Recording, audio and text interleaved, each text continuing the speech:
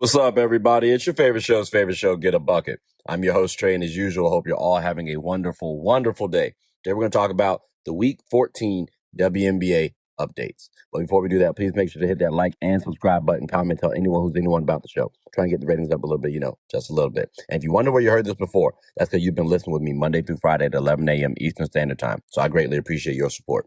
Now, told y'all, Week 14, WNBA standings. Y'all know how this goes. Let's get it popping. We're going to add a little slight twist to it from the usual, right? But it's going to be the same old, more than likely. Lynx, number 1. Aces, number 2. Valkyries, number 3. Wings, number 4. Fever, number 5. Dream, number 6. Liberty, number 7. Mystics, number 8. Now, I know what you're wondering. What's the little wrinkle I'm about to throw, right? Well, I'm going to talk about 2 additional teams that could crack the playoff race. And we got currently my Sparks at number 9 and the Mercury at number 10. Now, keep in mind, the only changes that really occurred, Aces and Valkyrie, they flip-flopped seeds, okay? Aces are number 2. They were 3 last week. Valkyrie are 3. They were 2 last week. You know what I'm saying?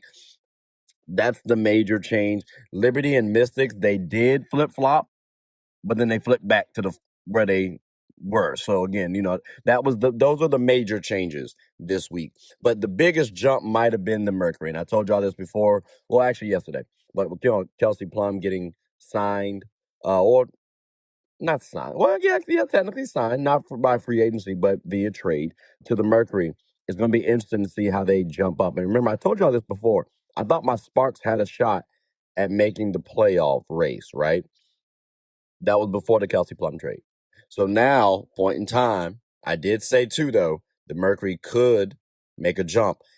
And it's funny because now those are the 2 teams directly outside of the playoff race. So keep in mind, Sparks, Mercury, it's going to be very interesting to see which team can potentially make the playoff race. They're both going to be trying to usurp the Liberty or the Mystics for that 8th seed unless a team above them make a mean drop. I don't foresee that happening, but you never know.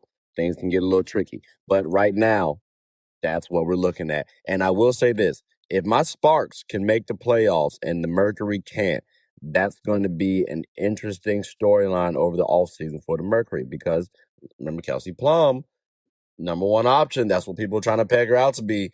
And if you're playing with Alyssa Thomas, you're playing with Kalia Copper, you play with Neko Gumike, you play with Dearica Hamby, and you cannot hit the playoffs. And this will be the 2nd season in a row now. We got to have some conversations. So Kelsey got a little chip on her shoulder, even with her coming off of injury, right? But again, ladies and gentlemen, those are the standing updates. Let's see how the season continues to progress. What do I want to talk about today? Couple topics, right? Lynx, I was wondering about this because they still remain at the top. They were doing so without Nafisa Collier. Do they have the best starting 5 in the WNBA? I'm considering saying yes. When I look at the starting 5, I'm talking about teams when they're healthy, right? That's why when I bring up the Liberty, it may sound a little different than what y'all thinking.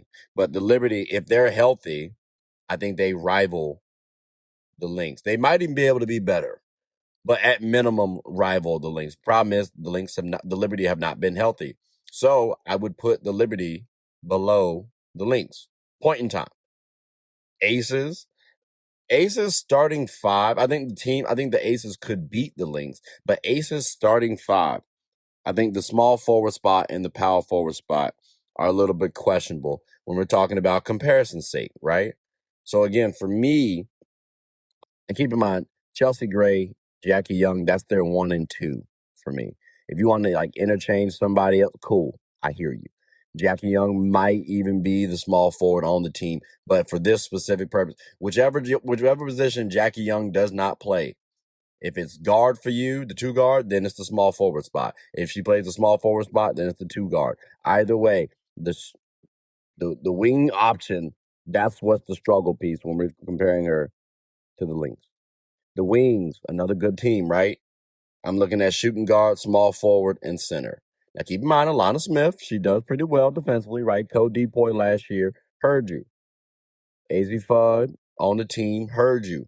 That wing spot is a little tricky. And if we're going to compare the Wings to the Lynx, I think those areas may be a little tough. And keep in mind, I like Alana Smith. I like Awak Kuier. The center spot will be a little interesting. Now, Shepard's been playing some good basketball. That's the reason why I didn't say power forward, to be clear. But, ladies and gentlemen, and I do think Paige is right there in the thick of things with Olivia Miles. Might even be better. But again, ladies and gentlemen, I think the Wings don't have a better starting five. You got Olivia Miles. You got Courtney Williams. You got Kayla McBride, Nafisa Collier, Natasha Howard. That's a tough starting five, ladies and gentlemen. The Fever, I don't think their point guard, small forward, or power forward cut the mustard. Kelsey Mitchell and Aaliyah Boston are the only two players I think could actually win their matchup.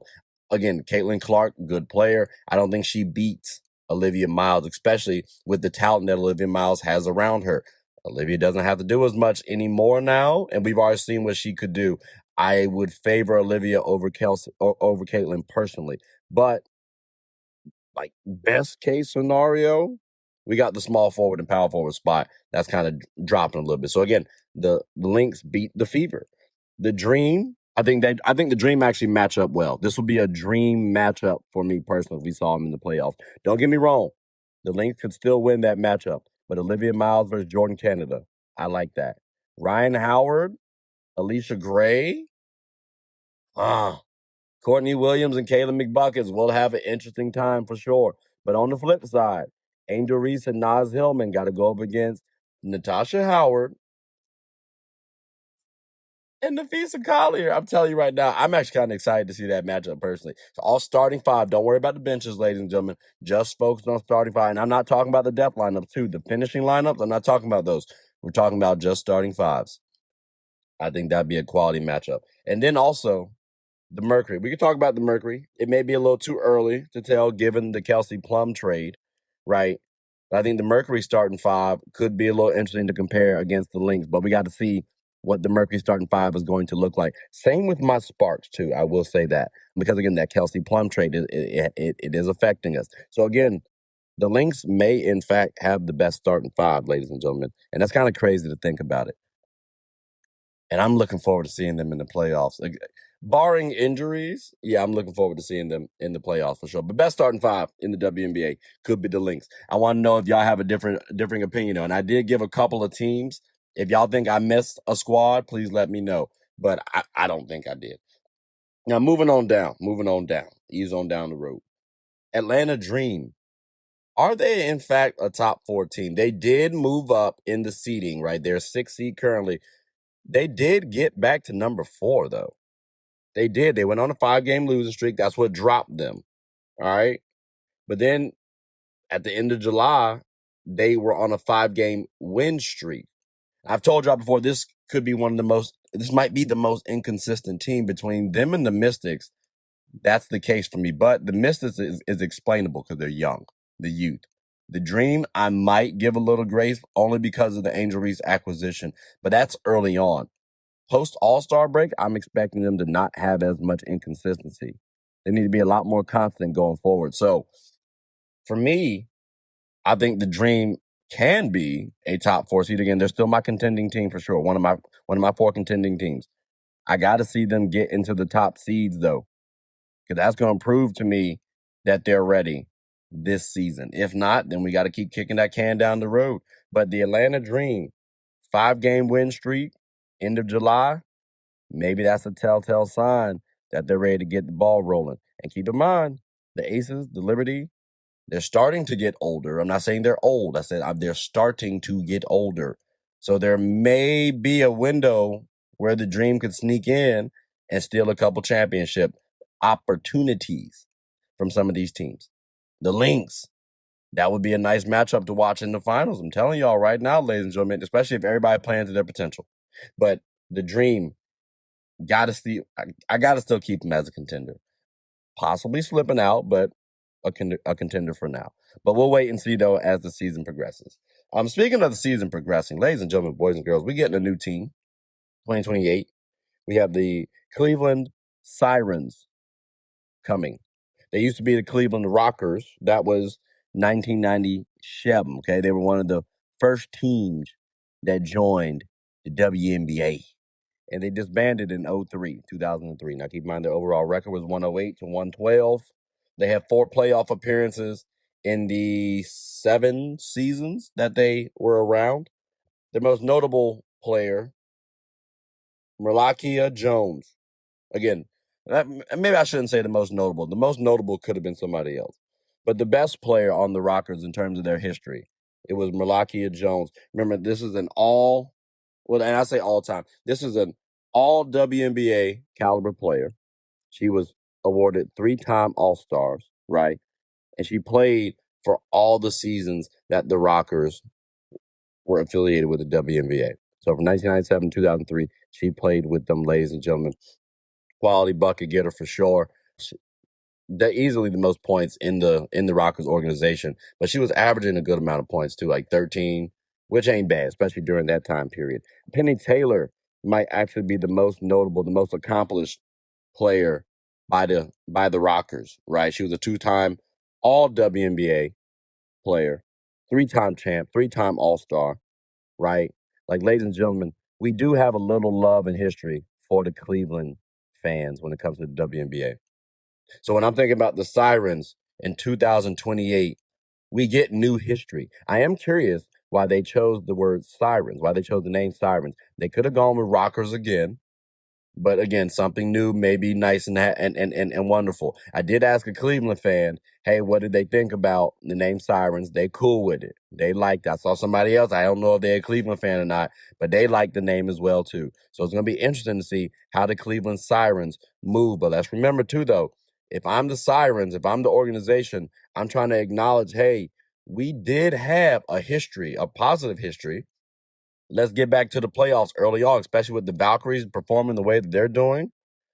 Might be a thing. Maybe we can make that work. So again, Cleveland Sirens 2028, ladies and gentlemen. I'm looking forward to seeing their expansion draft and who they draft first, because 2028, let's say Juju Watkins decides to stay.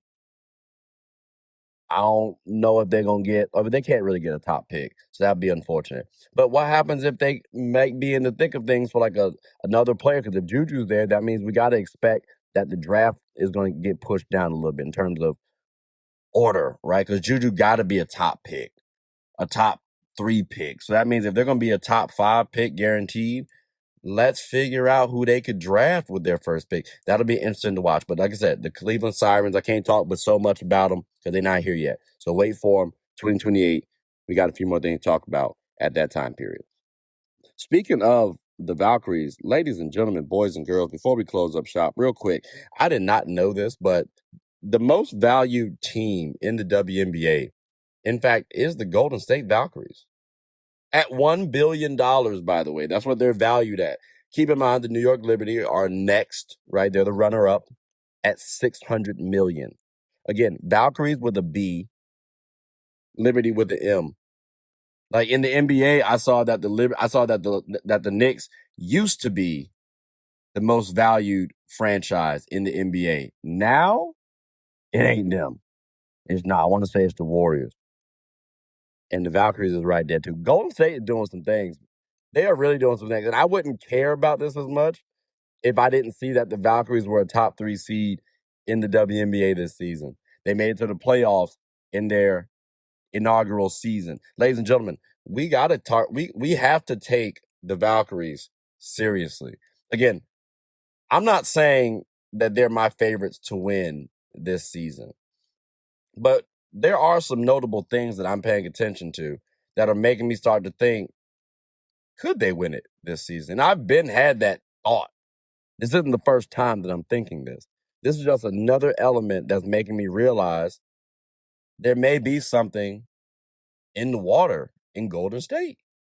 So again, kudos to the Valkyries, right? And it's funny too, because the Fever are third up in terms of most value, then the Aces, then the Storm, then the Mercury. My Sparks are 7th. I hate that. I personally hate that. I'd love for that to rise up. Lynx 8th, Sun 9th, Sky 10th. I'll be curious what the Houston Comets value will be, because again, they're going to be taking over for the Sun now, because the Sun will be disbanding. Comments will come up. So I'm wondering where the comments are going to be. But that's the top 10, ladies and gentlemen, in the WNBA in terms of most valued teams, most valued organizations. So shout out to the Valkyrie for winning that race. Okay. You know what I'm saying? If you lose, This season it's okay. Y'all the most valued team. Kudos. You got a little trophy if that matters to y'all. But no, I thought that was very surprising, and I'm curious going forward what would the Valkyries look like because clearly they'll have some money to spend and they can make some quality investments in their players. And I'll be wondering what the other expansion team, what those new teams coming up will look like financially, and how will that affect the product that is the WNBA? Because we've seen what the Valkyries could do, but maybe the Valkyries are on a different level because again, they're the most valued team in the WNBA currently. So let's pay attention to these financials too, ladies and gentlemen. But that does conclude the end of the episode. To be clear, I just wanted to make sure I noted that. But ladies and gentlemen, boys and girls, hope you all enjoyed the episode. Please make sure to like, subscribe, comment, tell anyone about the show, and let me know your thoughts too in the comment section below. But also pay attention to the WNBA. It's a pretty good. It's a pretty good product. I can't lie to y'all. But ladies and gentlemen, boys and girls, my name is Trey. I'm the host of Get a Bucket. I hope you are all having a good one. Take care.